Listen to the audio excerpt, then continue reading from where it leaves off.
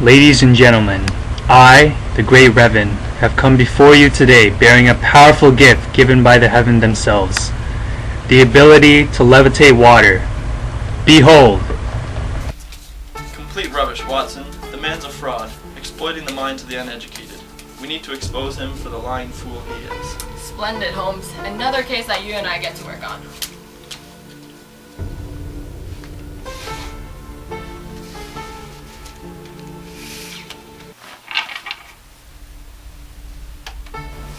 Instead of playing with fire, Holmes, can we actually get some work done?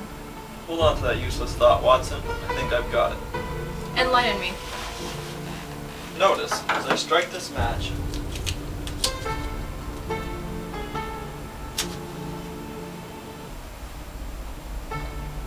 the beginning of the flume is smooth. Then the smoke dissipates and ripples into the air.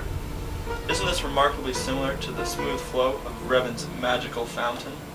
What fundamental theory causes this behavior? Didn't your friend Reynolds recently publish a paper on fluid characteristics?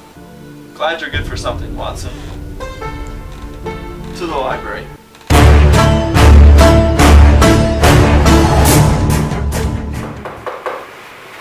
Come in, have a seat.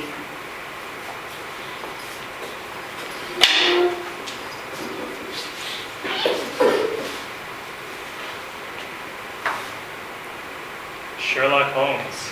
Reynolds? You come down to burn my office yet again? The last one cost me quite a fortune. Not enough. What do you want? We've come to talk to you about your research on fluid characteristics. Ah. So what have you gathered thus far? Well, we know that flow can be characterized into two types, laminar and turbulent.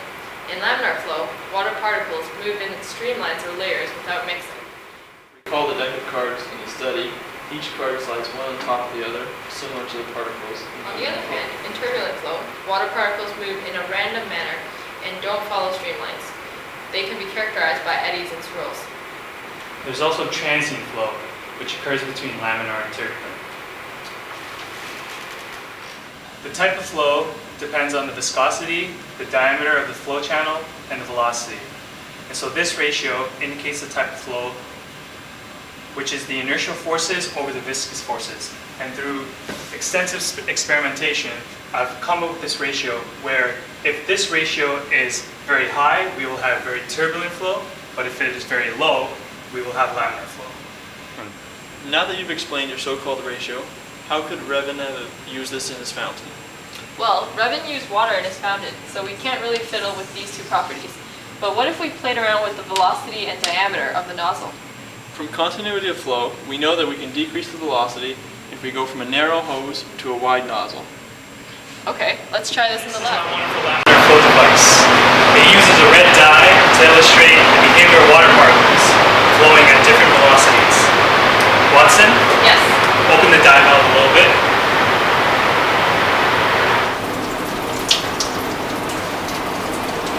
You can see when the water flows with low velocity, the dye stays in a smooth streamline, indicating a state of laminar flow. As we open the tap more, the velocity increases and we begin to see that in transient flow, the streamlines are no longer completely parallel but begin to mix. As we continue to increase the velocity, we reach a point where the dye is fully mixed, indicating that the streamlines no longer exist. To build the nozzle, first a wire mesh is inserted into one end of the 3-inch PVC pipe. 2 scouring pads are placed over top to reduce turbulence coming out of the hose and into the nozzle. Straws are then inserted to create parallel streamlines. Another wire mesh is inserted on the other end to keep the straws from moving.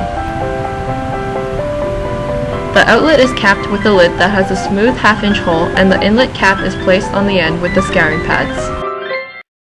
Holmes, you managed to simulate laminar flow using a small garden hose to a large PVC pipe. Time to confront Revan.